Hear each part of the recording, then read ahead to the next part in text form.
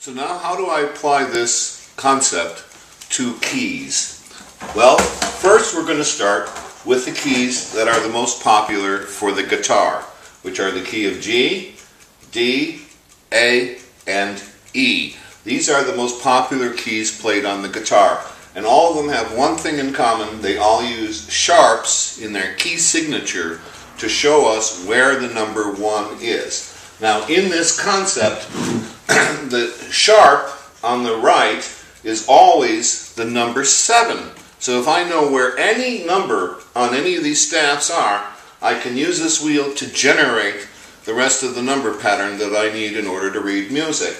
So the number here is really the number 7. So we're going to say that sharps are the number 7. And now, if I know that this sharp here is on this top line, that this top line is now the number 7, I can now apply this wheel rotating forward or backwards to number the staff for the key of G. Coming down to this line here would be the number 5. Coming back to the next line would be the number 3. Coming back to the next line would be the number 1. So right here, that is where the G is at. Right there. So that line now becomes my number 1 in the key of G. And if I go further down here, that would be 6. Now this is only true for the treble clef. If I had the bass clef or I had the viola clef, this sharp would be in a different location, but it would still be the number 7. And we'll show you that in the future. Right now, let's look at the number, the D. For the D, we have 2 sharps, and this sharp here is on this space, which means that this space right here must be the number 7, because the last sharp is always the number 7. So now 7 up to the next one would be a 2. 2 goes up to 4, so that space is 4. Going from 7 down, we have 5, 3, and right here is a number 1.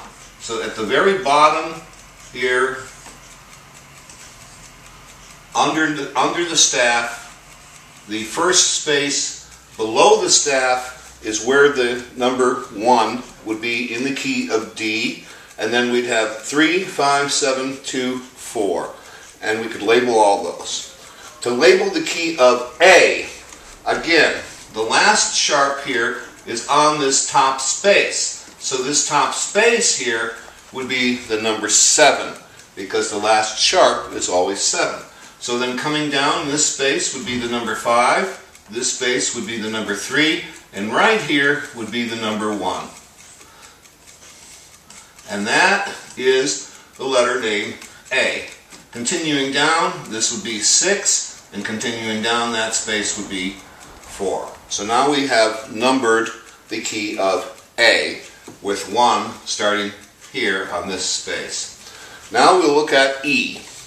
In the key of E, again, the last sharp is the number 7. And if we go down, this line becomes 5, this line becomes 3, and this bottom line here is the number 1. This is where our do, or the number 1, is at. And again, 1, 3, 5, 7, this line would be 2. And of course the ledger lines would continue. So as you can see, for E, the bottom line is E, that's where 1 is. For the A, this second space here is A, that's where 1 would be. For D, the space below the staff is where 1 is at. And for G, the second line in the staff is the number 1. And you will see that this pattern, we can label all the lines or all the spaces using this pattern.